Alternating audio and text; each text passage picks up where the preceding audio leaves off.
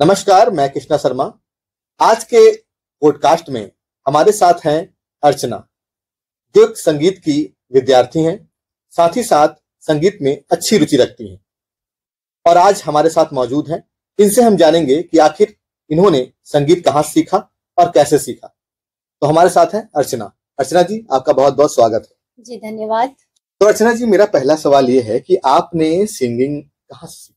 जी मेरा मतलब जो इंटरमीडिएट तक की पढ़ाई थी वो म्यूजिक से अछूती थी।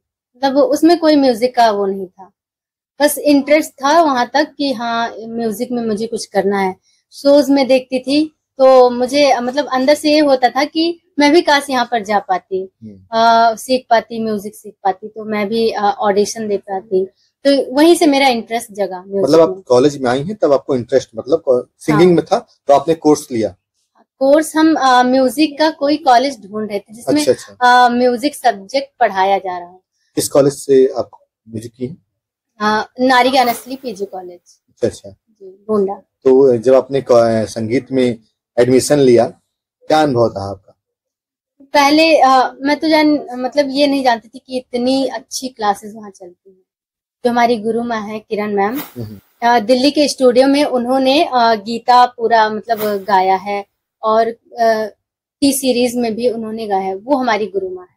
उन्होंने हमें म्यूजिक का मतलब सा सिखाया। अच्छा। कि मतलब जो म्यूजिक का सा होता है उसकी शुरुआत ही मेरी गुरु माँ ने मुझे दिया। मतलब मुझे कोई अंदाजा नहीं था कि म्यूजिक होता क्या। जब बाकी के सब्जेक्ट और म्यूजिक का जो सब्जेक्ट होता है कितना डिफरेंट होता है? कुछ वैसे तो ज्यादा मतलब उसमें डिफरेंसेस नहीं होती हैं, उसमें भी थ्योरेटिकल चीजें होती हैं, लेकिन उसमें थ्योरी जो होती हैं बहुत ही माइन्यूट होती हैं, छोटी छोटी। हर एक एक पॉइंट पे उस पर ध्यान देना होता है। उसमें जैसे ताल होता है, उसका भी थ्योरी होता है। अगर ताल में एक भी मात्रा या एक भी ताल में जो विभाग होते हैं वो इधर से उधर हो जाए तो पूरा ताल बेकार हो जाता है। जैसे कि हमारा मैथ होता है, अगर एक सूत्र कहीं गलत कॉमा या कुछ भी प्लस माइनस इधर उधर कर दिया तो पूरा आंसर खराब हो जाता है। वैसे ही अच्छा, संगीत की रुचि की बात करें तो जब आप एडमिशन ली होंगी तो कॉलेज में कई सारे बच्चे होंगे, संगीत की लड़कियां सीख रही होंगी। तो मतलब कुछ लोग होते हैं कि सुर के पहले से भी कुछ न कुछ धनी होते हैं जिनकी आवाज अच्छी होती है, कुछ की आवाज नहीं अच्छी होती है। तो जिसकी आवाज नहीं अच्छी है, क्या वो संगीत के माध्यम से अगर सीख रहा है तो उसकी आवाज और अच्छी बेहतर हो सकती है? बिल्कुल, क्योंकि ये कुछ तो गॉड गिफ्टेड होता है और कुछ होता है कि हाँ इंटरेस्ट होता है हम लोगों का कि हम सीख कर अच्छा कर सकते हैं। अगर हम रियाज डेली करें तो हमारा गला अच्छे मतलब यहाँ से उठ के यहाँ तक पहुंच सकता है। ये मेरा मानना है, क्योंकि बहुत सारे ऐसे बच्चे मेरे साथ पढ़ते थे जिनको बिल्कुल भी गाना नहीं आता था, लेकिन उनका इंटरेस्ट था और वो रियाज करके एक मतलब अच्छे कलाकार हो गए या मतलब अच्छी जगह पहुंच गए। पढ़ाई लिखाई में कोई डिग्री होती है, हम लोग बीए करते हैं, एमए करते हैं, इसमें कैसी डिग्रियां होती हैं? ऐसी ही डिग्रियां होती हैं साथ में? जी इसमें डिप्लोमा कोर्सेज होते हैं और मतलब मैंने तो विशारद किया है, इसमें 4 साल का कोर्स। विशारद का नाम दिया आपने, बता सकते हैं क्या होता है विशारद? थोड़ा विशारद एक मतलब प्रोफेशनल डिग्री होती है। प्रोफेशनल डिग्री होती है जी। जिस जो हमारे मतलब बीएड बीटीसी की मान्यता होती है वो विशारद की मान्यता होती है। उसमें अगर वैकेंसीज आती हैं सरकारी म्यूजिक टीचर के लिए तो हम लोग अगर विशारद मतलब अगर विशारद किए हैं तो उसमें अप्लाई कर सकते हैं। और मतलब इसकी बहुत ज्यादा मान्यता है म्यूजिक में, विशारद, प्रभाकर। अच्छा, अगर हम विशारद कंप्लीट करते हैं तो इसमें कौन कौन सी चीजें आती हैं, बता सकते हैं संगीत के माध्यम से? जी, विशारद में ताल होते हैं, राग होते हैं और थ्योरी भी होता है। थ्योरी का एग्जाम होता है लिखित, और जो राग और ताल होते हैं उसका प्रैक्टिकल एग्जाम होता है। उसमें राग में ताल में हमको ताल हाथ पे लगाना होता है और राग में राग को हम खुद चुनते हैं कि कौन सा हमारा मतलब जिसमें हम अच्छे सुर लगा पाए, उसको चुनना होता है कि ये राग हम गाएंगे और 3-4 राग तैयार करना। आपने कौन सा राग चुना था? मैंने तो जौनपुरी चुना था। मतलब वैसे तो 3-4 साल में बहुत सारे राग सीखे मैंने, लेकिन लास्ट ईयर मेरा जौनपुरी था। नॉर्मली हम लोग कई गाने सुनते रहते हैं, आप पता नहीं कि जौनपुरी कुछ राग होते हैं, कुछ राग हो जाए बताइए। के आरोह अवरोह पकड़ से हम शुरुआत करते बिल्कुल हैं। बिल्कुल बिल्कुल। ता रे मा पा धा नी सा सा नी धा पा धा मा पा गा रे मा पा रे मा पा नी धा पा धा मा पा गा रे मा पा।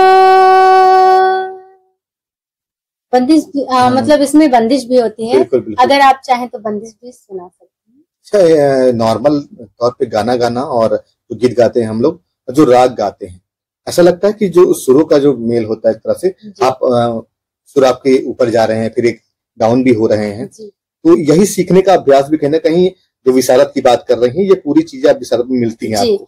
बिल्कुल।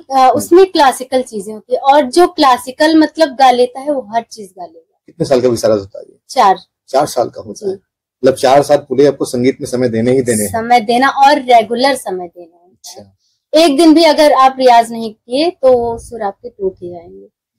और जो आपने पूछा सवाल कि इसमें क्लासिकल म्यूजिक और वैसे म्यूजिक में क्या डिफरेंस होता है, तो बहुत ज्यादा डिफरेंस होता है, क्योंकि उसको हम अपनी तरीके से गा सकते हैं, और जो क्लासिकल म्यूजिक होता है उसको हम अगर यहाँ से यहाँ भी अपनी तरीके से किए तो वो बिल्कुल गलत माना जाएगा।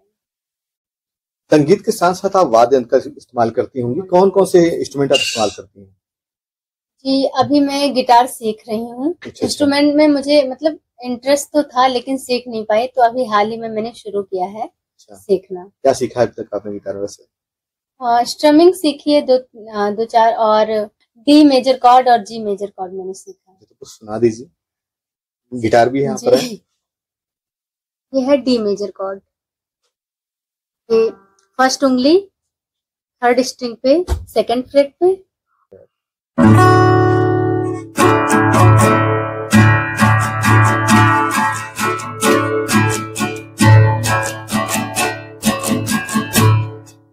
जी मेजर कॉर्ड। उसमें जब शिफ्टिंग करनी होती है डी से जी पे, तो फिर ये उंगली यहाँ आ जाएगी और ये यहाँ चली जाएगी, ये यहाँ चली जाएगी। इसका भी सेम प्रोसेस है। बताइए बताइए। Down up down up down.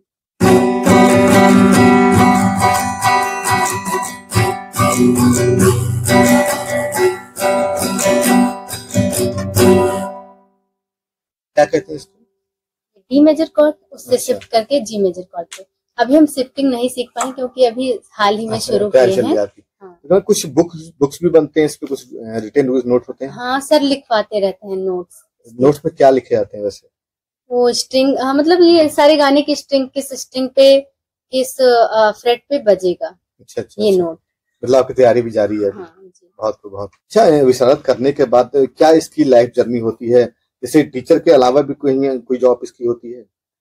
जी एक जैसे मीडिया पर्सनालिटी हम लोग भी बन सकते हैं, क्लासिकल म्यूजिक मतलब अच्छा। सीख के क्लासिकल सिंगर भी बन सकते हैं, स्टेज परफॉर्मेंस भी कर सकते हैं। तो आपने शुरुआत में सरगम भी सुनाया था आपने, तो एक कोई ऐसे लोक संगीत भी लोग गाते रहते हैं जी। तो कोई ऐसा संगीत है जो सबके लिए एक समान हो, अच्छा लगे सुन के, कोई सुना दीजिए अगर हो तो। वैसे तो मैं लोकगीत भी गाती हूँ और क्लासिकल भी गाती हूँ, जो आपकी इच्छा हो। तो जाते जाते हमारे जो दर्शक हैं उनको एक कोई सॉन्ग हो जाए आपकी तरफ से कोई अच्छा। जी हम वैसे तो गजल ज्यादातर सुनते हैं और ज्यादातर गाते भी हैं, तो एक छोटा सा मिसरा आपको सुनाने जा रही हूँ। बिल्कुल।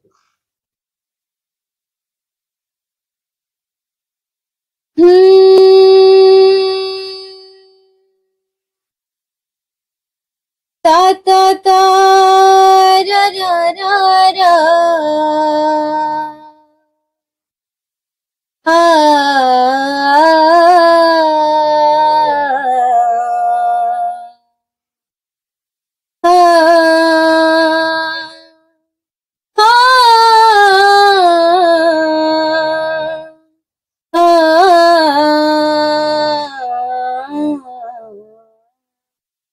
बात इतनी सी है, दरअसल समझो इश्क में हूँ मैं मुसलसल, समझो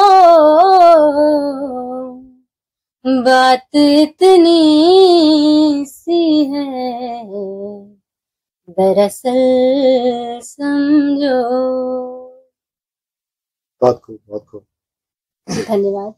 तो मैम आपने इतनी अच्छी अच्छी बातें बताई और हमारे दर्शकों ने सुना। लास्ट में क्या कुछ कहना चाहेंगे हमारे दर्शकों के लिए? जी, मेरा यही कहना है कि संगीत से जुड़े रहिए। संगीत दिल की धड़कन की तरह है और आप जितना उससे जुड़ने का प्रयास करेंगे वो उतना आपको खुश रखेगा। तो ये थी हमारे साथ अर्चना जी, जिन्होंने बहुत ही अच्छी अच्छी बात कही और संगीत के बारे में जानकारी दी। तो ऐसे ही हम गेस्ट को लाते रहेंगे और उनसे अच्छी अच्छी बातें करते रहेंगे। तब तक के लिए नमस्कार।